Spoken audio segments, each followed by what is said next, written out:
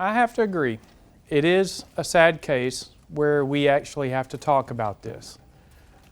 40 years ago, this would have never even have to be addressed. But what we're going to be going over today is active shooter. Active shooter is, just like he was stating just a few days ago at UCLA, there's an incident there with someone killing a professor there. So what we're going to do is go over some things to give you some options. Who's seen the Run, Hide, Fight video? A few of you? Wonderful. That's a very good video to watch. It's set in an office environment, but it shows your options, either run, hide, or yes, even fight if you need to. And you are empowered to do that. But it's up to you, it's your choice. So when something like this happens, whether it be here, whether it be on vacation, shopping at a mall, because what we're going to see first is a video produced and put out by the Los Angeles Sheriff's Department. And it's going to show some scenarios. It's going to show a work environment. It's a warehouse, but you can see where the actions of one of the employees boils over. You can also see a college university setting where a student takes it upon himself to kill other students. And then another area, but you'll get the idea. The meat of it is, and what I'd like for you to take home from just the video is, what can I do if something like this happens? I do want to forewarn you, this is a very graphic video, but it is actors. These are not real people. This is just like you would be watching it on TV. But there is, when you think about it, it could happen here, or it could happen at the mall or somewhere else. It kind of hits a little bit more at home. After the video, it's just going to take a few minutes. We're going to go over the ALICE program. ALICE program was developed by a group in Texas after the Columbine and the Virginia Tech shootings, where the lockdown method is great, but what if it's not the one and only fix-all? What if you can fight back, or counter, as they call it, or evacuate, as they call it? We call it running. So we're going to go over that after the video. All right? Let's go ahead and start with the video. A morning that began like any other turned tragic today when an employee opened fire on his supervisor and fellow co-workers. Students, parents, teachers are asking why today, after a bloody rampage plunged this campus into tragedy. Details are just coming in, but we're being told that a heavily armed gunman opened fire this evening at the mall food court behind me. There's no official word on any casualties yet, but one eyewitness reported seeing at least 6 people shot. Active shooter. A gunman or gunmen killing or attempting to kill people in a confined, populated area.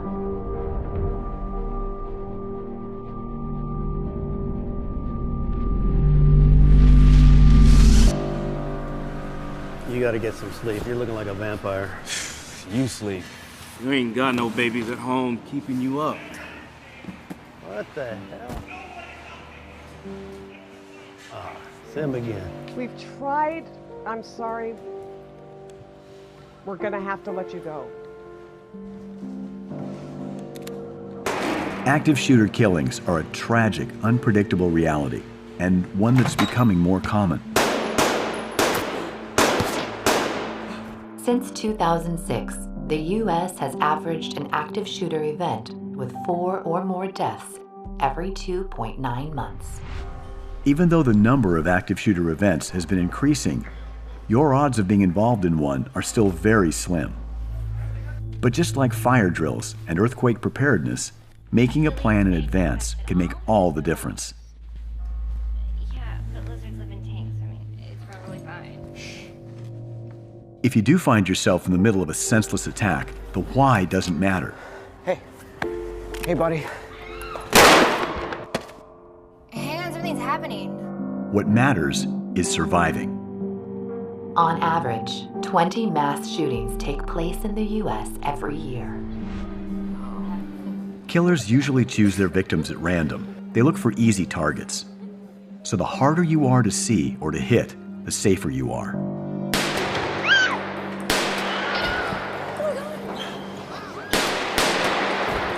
When an attack starts, if you can find a way out of the location, do so.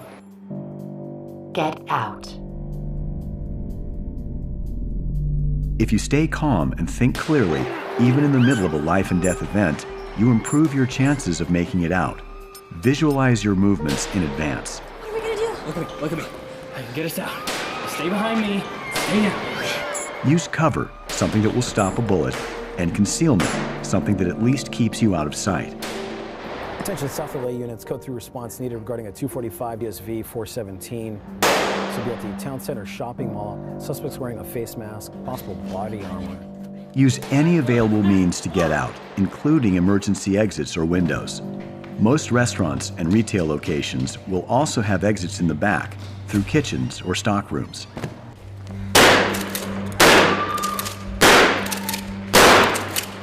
Even in the best cases, police are minutes, not seconds away. You must take action to protect yourself.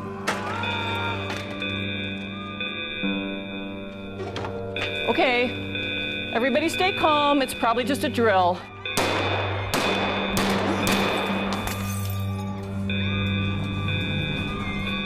No, go back, go back. Oh my God, come.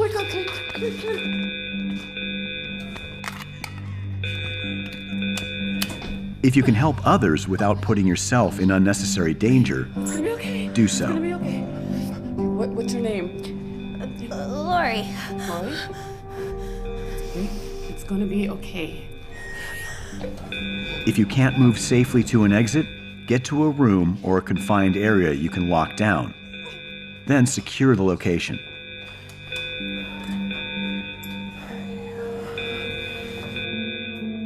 Secure your location.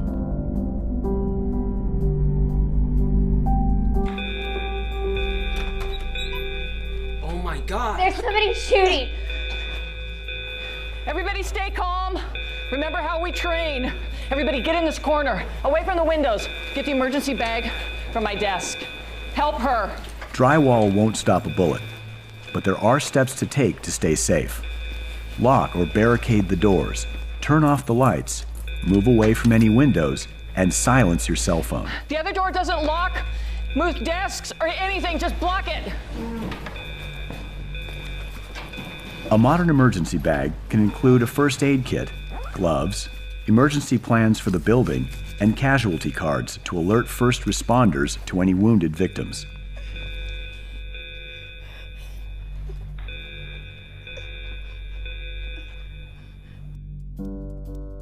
Most active shooter situations are over in 10 to 15 minutes.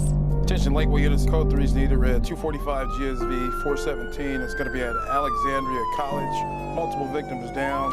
Law enforcement's first responsibility when entering an active shooter situation is to stop the suspect, not to render aid to the victims. Medical teams will enter the scene as soon as the suspect is no longer a threat or is confirmed in another location. Silence any cell phones and remain quiet. Do not alert the shooter to your presence.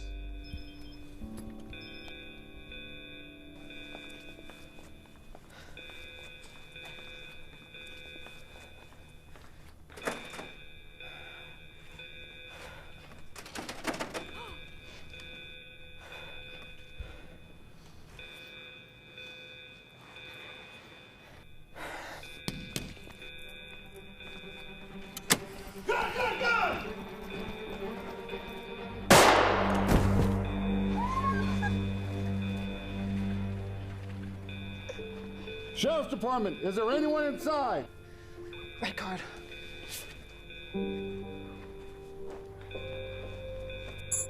Just hang tight. We'll be back to get you. Defend yourself.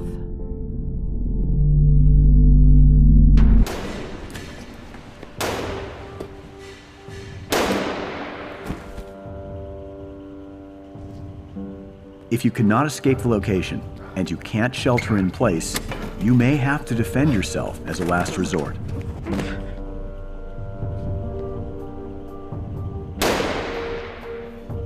Almost anything can be turned into an improvised weapon. Look for something that can disrupt the shooter's ability to see, breathe, or control their weapon.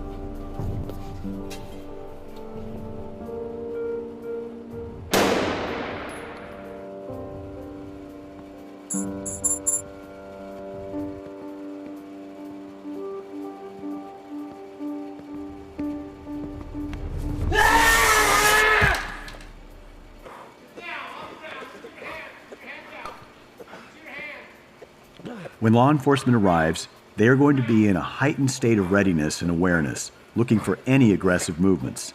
So keep your hands visible and follow any commands you are given. He's a shooter. What happened? A shooter. I just saw one shooter. Especially in developing situations, engaging law enforcement, running toward them, reaching for them, even to thank them, could put people at risk.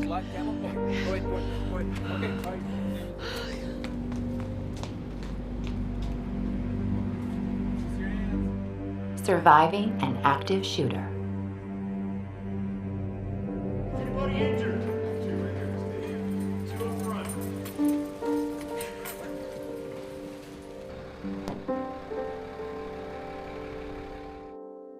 For more information, Thank you. Seriously.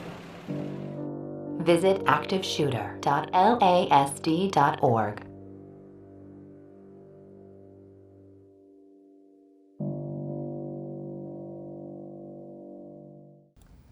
Okay. As I've said, that's pretty intense. But unfortunately, that's reality if something like this were to happen.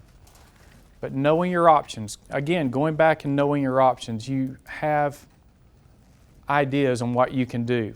Either counter, fight back, run, evacuate, and get out of the area, or lock down your room.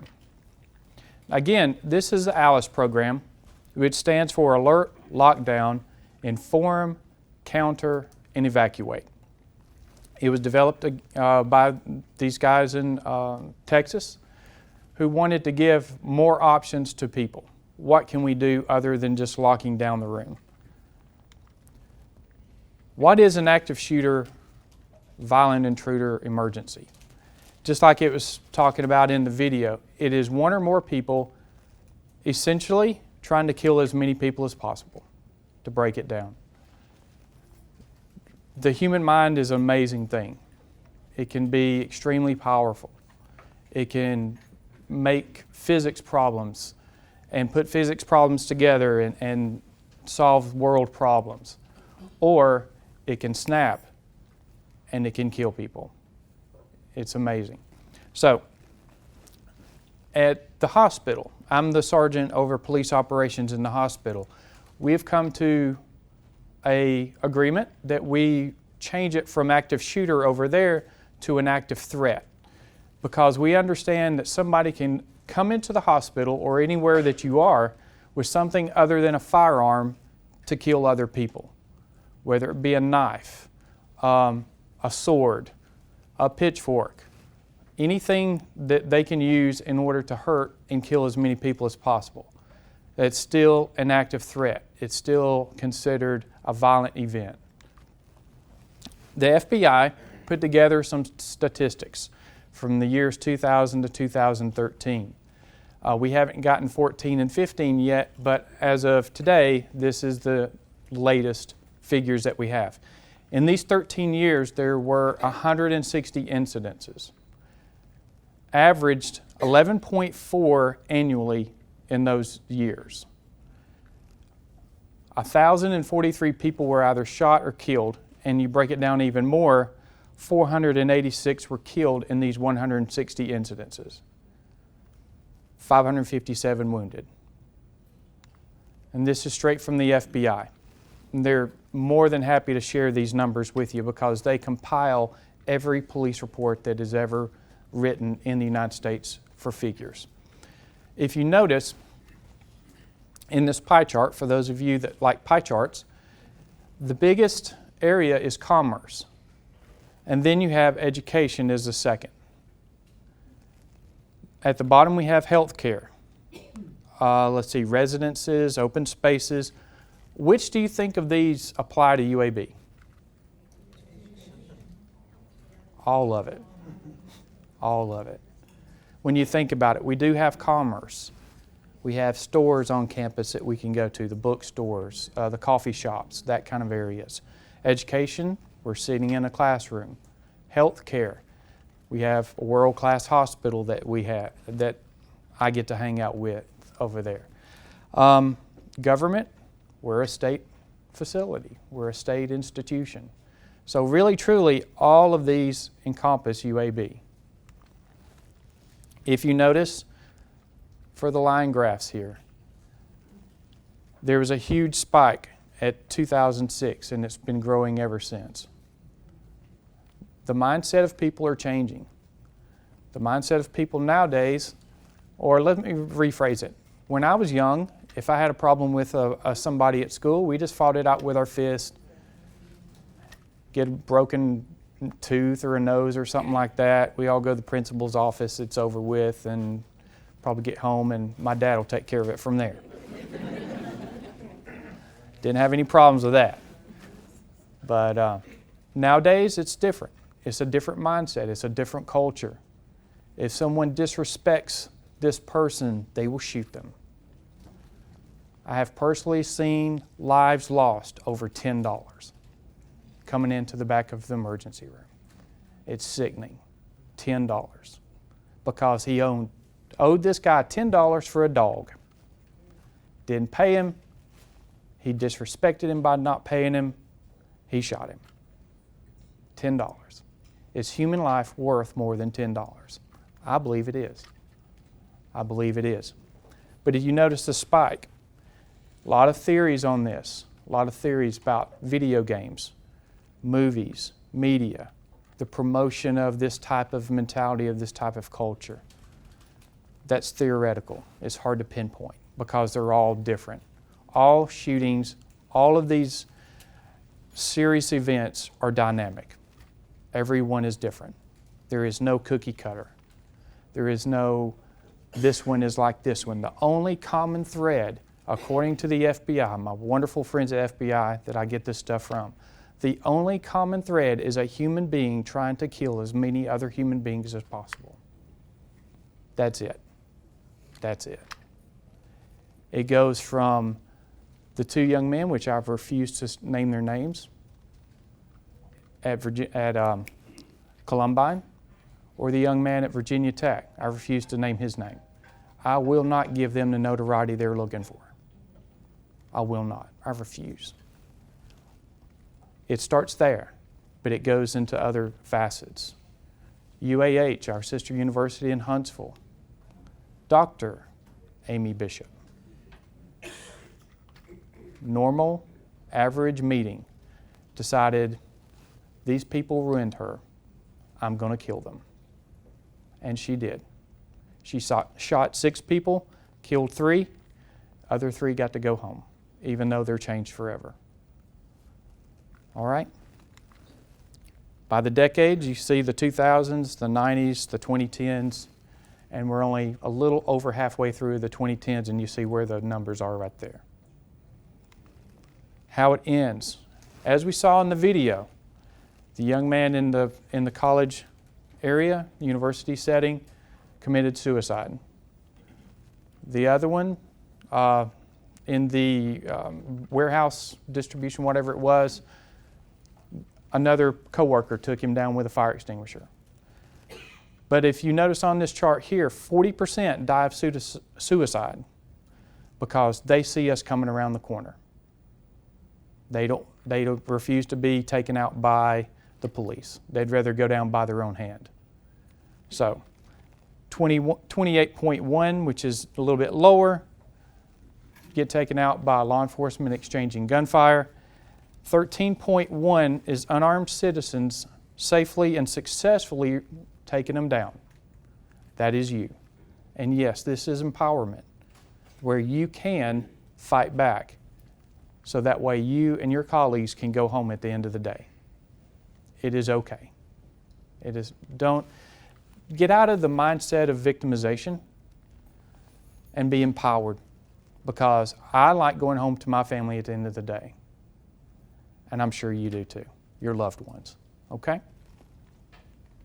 And if you notice at the bottom, only 3.1% get taken out by a citizen with a weapon, with a gun. That's a small percentage. So, think about that. All right? Perpetrator's affiliation, you notice that 40% of students are current students, 20% are former students. Employees, only 6%, 5% are former. And 75% plan and prepare before engaging violent behavior, which means they're thinking about this beforehand. Somebody did them wrong. Someone is going to pay. That type of thing. 75% discuss their plans with others before they attack. Facebook, Twitter, Instagram, whatever it is, when they start posting things. If you see someone on your Facebook page or in your social media circle posting things like, I'm going to take them out, find out where they are and alert some type of authorities in their area so that way they can go check on them to make sure. Let's try to stop it before it happens. Even if it's in Scotland, I've seen things on social media and in YouTube where I have emailed a police department in London, England, and said, hey, here's a link to this video, you might want to check it out. And I get a response back, thank you so much. So that way they can go check it out.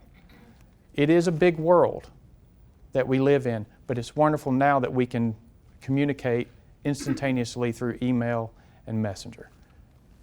But let's stop it before it starts. They may need some serious help. Something's going on, obviously, as we say in Alabama, that just ain't right. Okay? So that way, it'll be stopped. They can get their help that they need before it boils over into violence. All right? Concerning behavior, emergency situations. Somebody come onto the property, into your classroom, into your area, into your office with a gun on their side. Give us a call. Now, there's a difference between someone walking down the hallway with it holstered on their side and stuff like that. That does kind of raise concern. But let's go a step further. What if you look down the hallway and they have it in their hand and they look mad? Think about that. Call that number immediately. All right? Possession of a bomb or bomb-making materials. Physical assault. Let's say a couple of students get into a physical fight in your classroom. Give us a call on that right there. Explicit threats to inflict harm to themselves or someone else. We're mandatory to report that type of stuff. Give us a call. We'll come and help them. If nothing else, the great thing about Birmingham is we have what we call Act 353.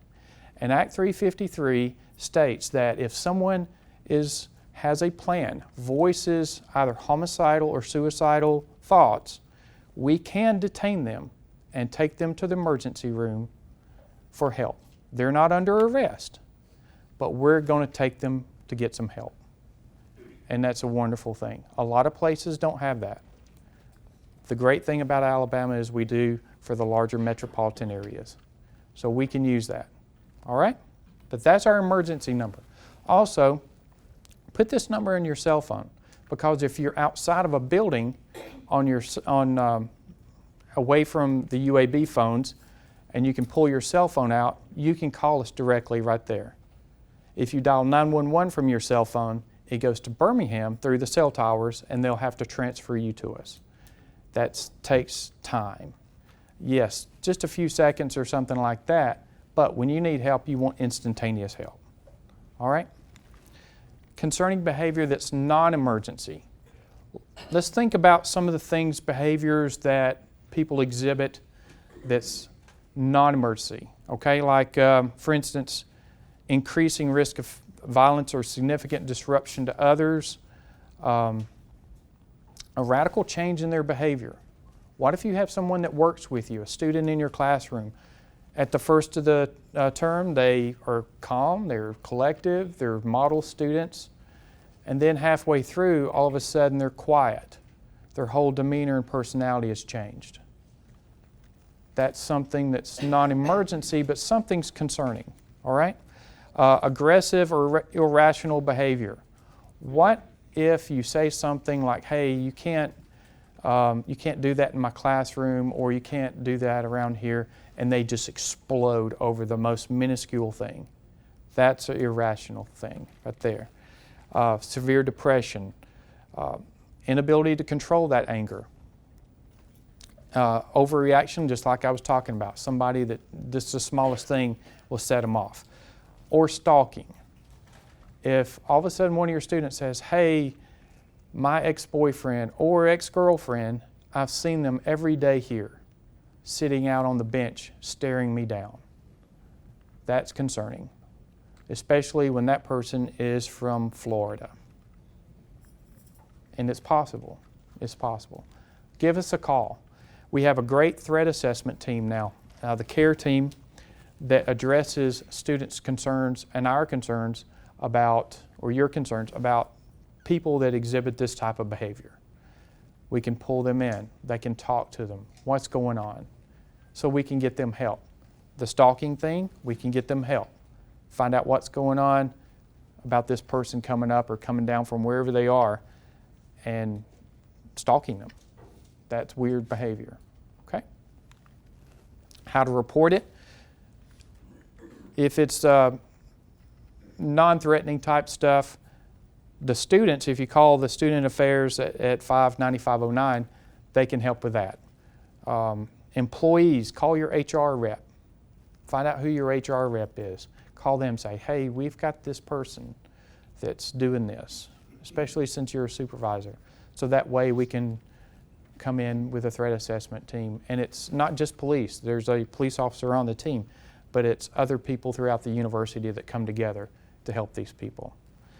Or for situations that involve visitors, someone that's coming through your area, call us, the police. Someone walk into the building that's not supposed to be here. I mean, we do have a large homeless population here in Birmingham that like to get out of the heat and or cold. And they like to walk through areas and maybe pick a cell phone up, or anybody else that's coming through the area that's just looking for no good. Give us a call. Let us come and check them out. All right? Columbine. This is the event back in 1999 that changed how we do everything. In the past, when something like this would happen, you call the police, someone that looks like me shows up, we put a perimeter around the building, we call the guys in the big black truck, the SWAT guys, they pull up with their big long guns and everything and all their equipment, their tactical stuff. They go into the building and they take out the bad guy or whoever it is, and it's over. Columbine changed that. We learned that that takes too long. UAB police, we do not have a SWAT team. We don't. We have 125 plus police officers, but we train every year for this, to respond. It is the first, second, third, fourth person that shows up. They are the SWAT team. We don't wait on anybody anymore. So we're entering the building. We're coming in. And when you call us and say, this is happening, someone's in here with a gun shooting people, someone's in here with a knife stabbing people, believe you me, we're coming fast and we're coming hard. We turn into a SWAT team. The first team is the contact team. The contact team is going to come in, and they are not going to render aid to anybody yet. They're going to come in to stop the bad person. We don't want anybody else hurt. So we're going to try to find them as quick as possible to take them out, if they don't take themselves out, or if y'all don't take them out. And it's okay. All right? So this is the event that changed the way we respond from then on. After the person's immobilized, then we become rescue teams. immediately. And then that's when we start rendering first aid. That's when we start hauling people outside for the rescue, Birmingham Fire and Rescue, to take you to the emergency room, that kind of thing. This is the center of professional health people. You guys are teaching nurses, doctors, everyone like that. It is okay for you to help us do first aid, so that way we can stabilize and worst goes first to UED. All right? Again, I refuse to name these names. Most of you already know their names. But these two young men here killed a lot of people in Columbine in 1999. This is an actual picture on the left-hand side of them walking through an area in that school. This is their class picture. If you notice, which it's kind of hard to see unless you're really up close to it, but in the top left-hand corner, they are together making shooting type gestures toward the camera as they take a picture. It's surreal now that we know, but that's one of those behaviors we need to address if someone starts doing that. This is one of the areas, the library of Columbine High School. I'm not going to say what they did was wrong. They did what they were trained to do. They locked down. They went into classrooms. They got under desks. They got in behind tables, everything like that. But unfortunately, if you notice on the right-hand side, there is glass walls. These two young men walked by the glass walls, just glanced over and noticed all these kids hunkered down under the tables. All they had to do was come in those doors and start shooting these children. That's all they had to do. So the guys at Response Options says, what if they had an option on running out that door that follows the yellow little trail all the way up to that door and run out to safety? Could they have done that? We do know now that they do. But they did what they were trained to do. I'm not armchair quarterbacking that. Now we had to learn from that, so that way we can do something a little different. All right? The traditional response was locking down. Lock your doors, hide in the corner, shut off your cell phone, shut off the lights, pagers, anything you have to keep someone from walking in or hearing someone inside of a room. Virginia Tech, this is an actual picture, because we all have cameras on our cell phones now, of Holden Hall, which is next door to Norris Hall. If you notice, they're doing what they're taught to do. They're in the classroom, hunkered down, locked in. That's great. That's great because they're not immediately at the area. All right? This is Norris Hall. This is the second floor. This is where that young man came in and started killing classmates. If you notice, on the left-hand side, no classes and offices, but next to that, these students just kept their head down on their desk. They didn't do anything else. That's it. Went over, barricaded after the first time, which means the guy came in, he killed 5 people, he left, and then they barricaded at that point. And then right above that, some of the students jumped from the second floor. Yes, they had some broken bones and everything like that, but they made it out alive except for 2, unfortunately. And then the classroom all the way over in room 205, where they totally barricaded, no one was killed and no one was wounded. So lockdown, hiding, is an option. And this is what it looks like at Norris Hall. This is what the second floor looks like coming out of that second floor windows. Yeah, it looks, like a far drop there, but you may have some scrapes, you may have some broken bones, but you'll be able to go home. All right? And that's what they look like from the inside. That's what they're going over to get out. This is your building. Think about your exits. Think about where you can run to. The stairwells. If you're close to a stairwell, run down into the stairwell just like a fire drill. If you're close to a classroom and you can get in real quick, run in real quick, slam the door behind you, and lock it. You have an advantage over nobody else on campus, not even the medical center, where you have, as the lockdown, okay, should I barricade the doors? All right. Well, you have a certain system in your building that I truly believe in. I was introduced to it through Captain Fields, where you have the police emergency buttons. All right. We drill for tornadoes. All of us went to school. We do the little tornado drills where we all go out into the hallway and hunker down. Fire drills, we do that. Think about going over in your area a drill of some type on what you would do if someone were just to walk in your area. Running in a classroom, running down the stairwell, something like that. Alert. How are you going to portray, or how are you going to let everybody else know? Again, in your building, you have the police emergency buttons, which set off the blue lights and everything like that. That is so great. But what if you're not near a police emergency button? What can you do? Well, there's your police emergency button. And there's one right behind me here. And on the ceiling in the middle of the room is the blue light. So if something happens and whoever's up here speaking like I am just reaches back, pops that button, it sets the alarm off. What do you do at that point? All right? This is where they are on the first floor, the fourth floor, and the fifth floor. 407, that's where we are right now. There's one each of the police emergency button and blue light strobe on each of the first 5 floor corridors. So think about that.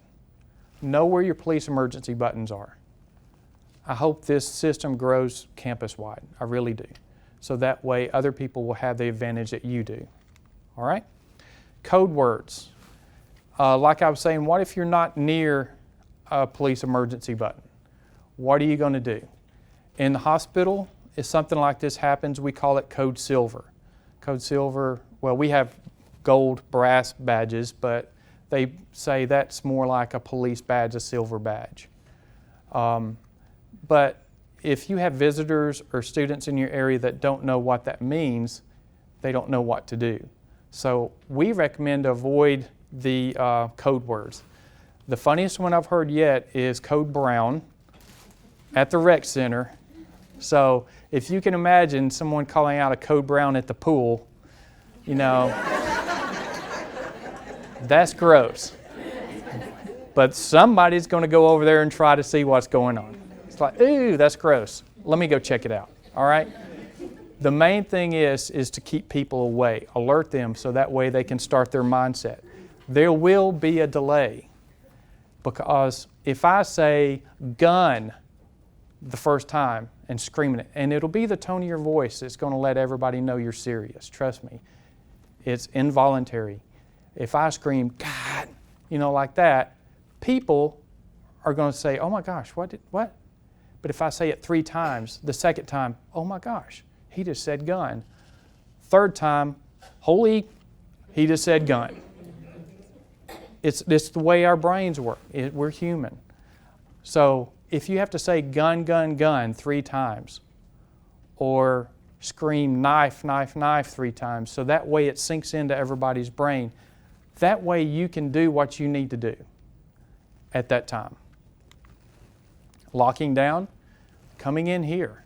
The doors have deadbolts on them. If you're in the hallway, come in here. If you're already in here, go to the door, lock the door, turn the lights off. Get in this area so that way whoever's coming by can't see in. All right? The main thing is to make yourself a hard target, not a soft target. That's some police vernacular. Soft targets are somebody that is easy to take out, and that's what you do not want to be. Make yourself a hard target. Locking yourself in here, they're not going to take time to come into the room if it's locked. They're just going to go on to the next door. It's proven. And they're going to keep going. So if everyone locks down, this floor is secure. All right? And call 911 immediately that you safely can. I don't recommend trying to run down the hallway dodging, bullets or whatever, trying to call 911. go to somewhere safe first and then get to us. And once you get us on the phone, stay on the phone with us. Don't say, someone's shooting, please send help, and hang up. We don't know where you are. We need to talk to you. Where are you? How many of them are there? If you don't know, just say, I don't know. But I do know somebody's shooting on the 4th floor of the Riles building. God forbid. All right? But can you do this? Absolutely. A lot of our areas have chairs. There's some chairs here that we can. But the good thing is there's deadbolts on the doors, so you can lock them up. Not a problem. But what if you're in an area, your office or something like that? Can you push your desk up to your door, turn the light off, or a copier room?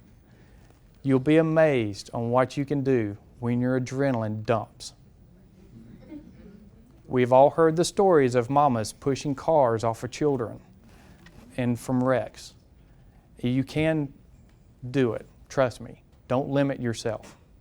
You can do things that you can't imagine that you can do. Just say, I'm going to do this. I'm going home. I'm going to stay alive. And do what you need to do. Pushing furniture up against the chairs, up against the doors. Now, I don't know how many people have 4x4 timbers in your office. But if you do,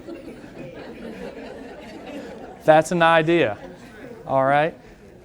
And there's hardware stores that'll cut a 4x4 timber for you if you need one. So think about, what do you have in your area? Think about MacGyver. Everybody's heard MacGyver, who can do the most amazing things with electrical tape and a coat hanger, right? But look and see what's in your area. What can I use? What can I do? All right? If you have a heavy object, it shows here like a big locker type thing, or copiers, or desks, or anything that you can push that's heavy up against your door to prevent someone from coming in. I don't see a kitchen sink, but it might be under there. These people put everything up close to this door that they had to prevent someone from coming through that door, and it's quite all right. If you notice in this picture, there's a lot of glass there, but they have everything piled up at the door where the glass is, the doors, right? But there's other glass around it. It still slows them down. At least they just can't walk through the door. Yes, they may break the glass on the other side, but it takes time to do that. And I don't know if you can see in the picture from the back, but there are police cars sitting right outside that door. The goal is to slow them down so we can get here. The great thing about UAB, where it is, that's why I'm still here. I've been here for 12 years.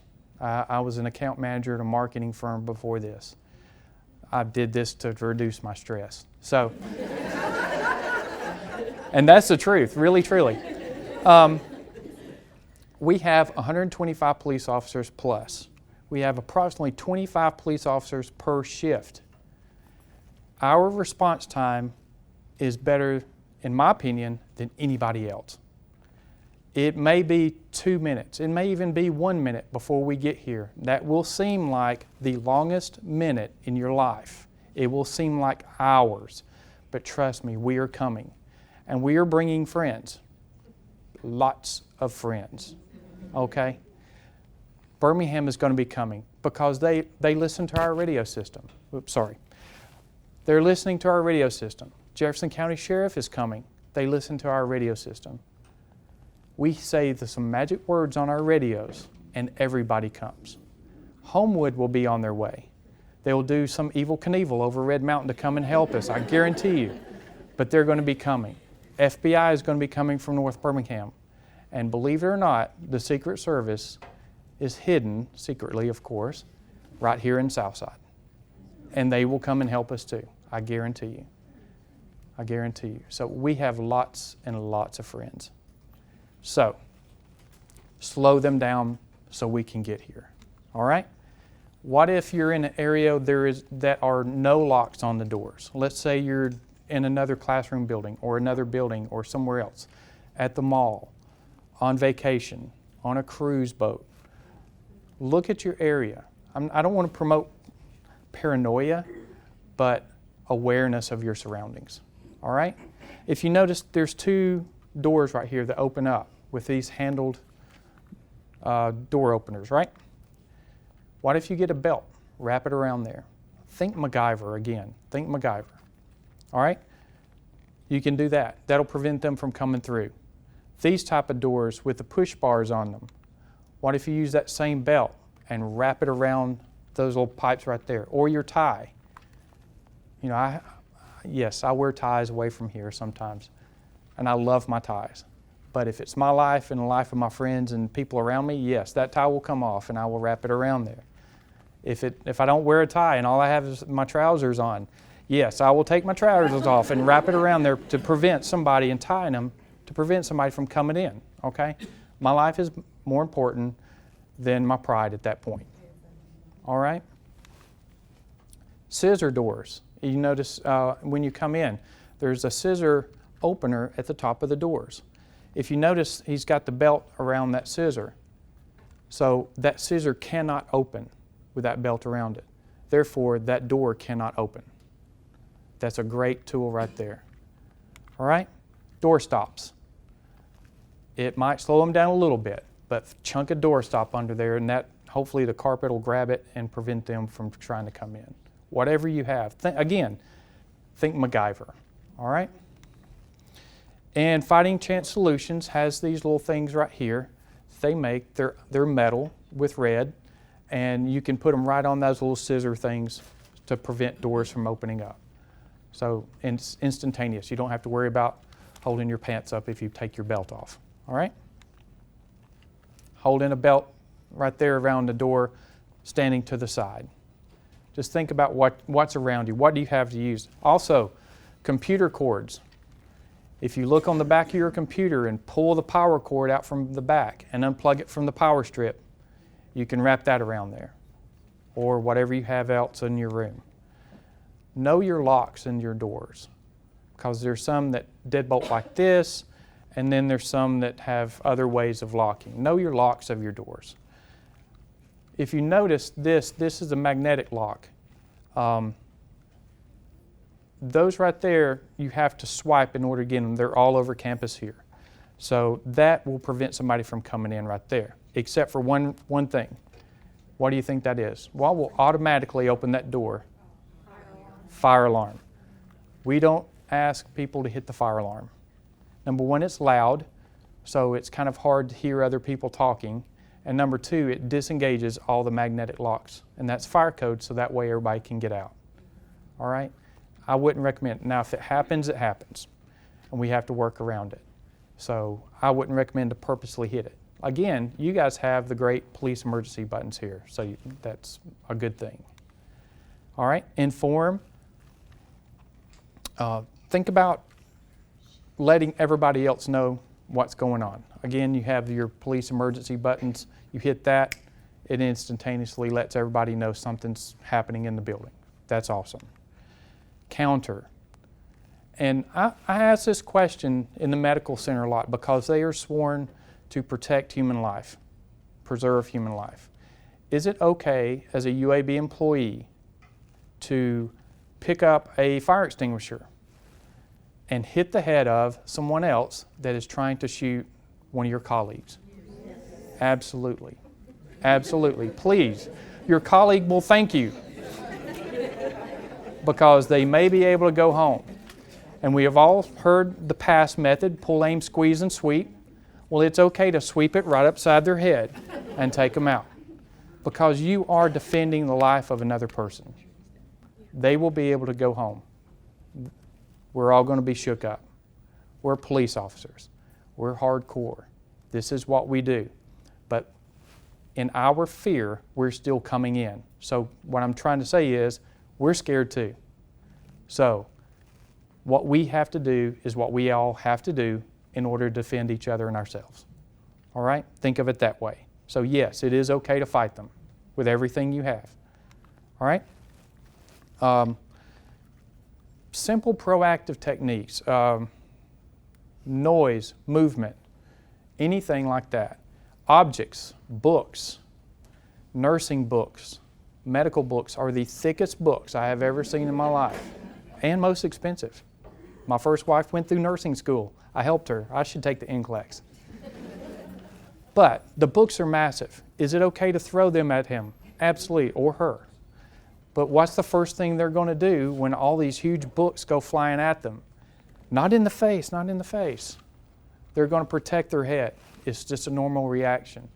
Once they go up like this, the books go at them, swarm, take him out, take him down, take her down, whoever it is.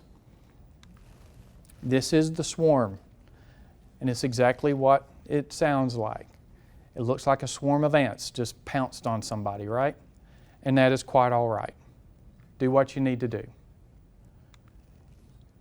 Noise, movement, distance, whatever you need to do in order to go home.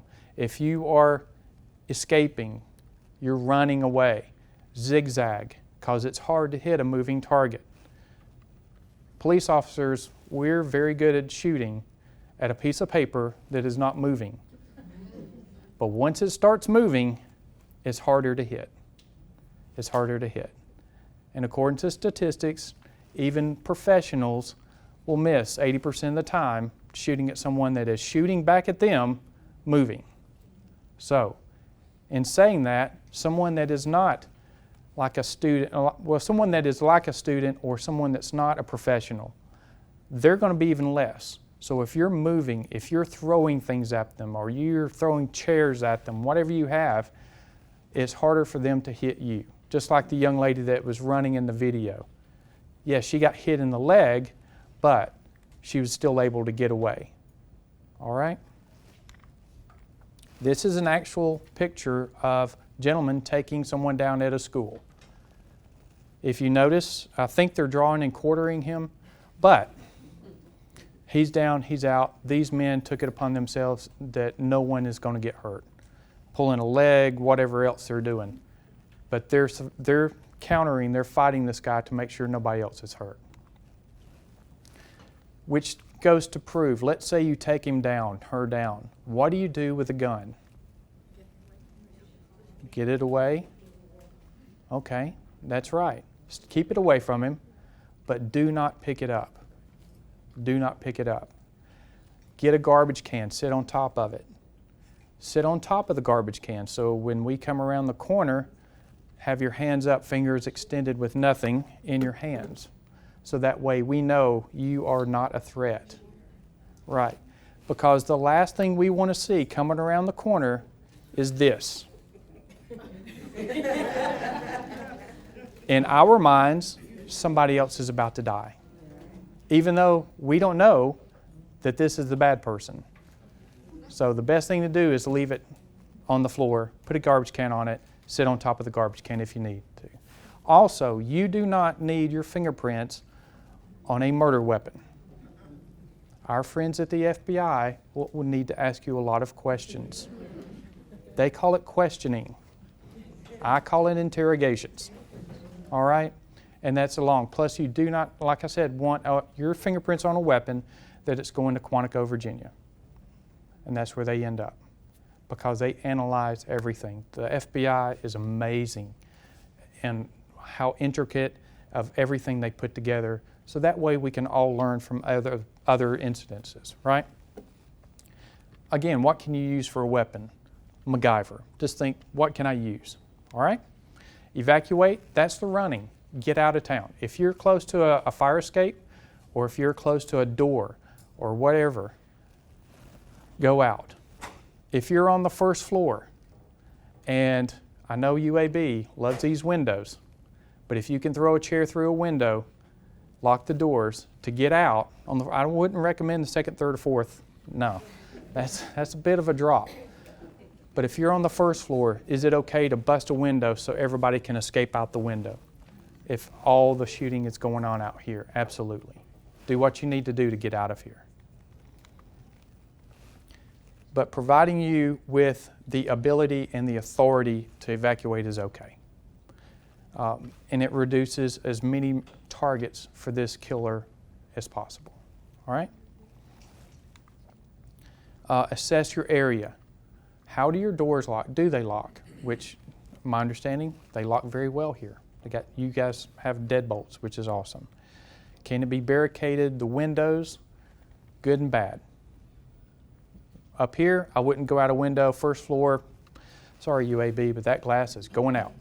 All right? So that way you can get away from the violence, and it's perfectly fine. All right? And what can I do to counter this attack? Think about that. Now, this is kind of a mock floor plan of a building. We'll just call it a building, okay? But look at the arrows. If this happened at the bottom left, and you're at the top right, and you see what direction the arrows are, you know where your arrows are that you can get away. If it happened at the bottom left and you're at one of these rooms on the left, like let's say 801, which is close, slamming the door, locking it, hitting the police emergency button, perfectly fine. You're hiding, you're locking yourself in, that's fine. But what if you're right there at it? You turn around, this person pulls a gun out and starts shooting at people or shooting people. Counter. Fight them with everything that you have. Let your internal instincts flow freely and take them out. Okay? All right. But survival, if nothing else, is paramount. It's absolutely paramount. So that way you can go home to your family and friends and your loved ones.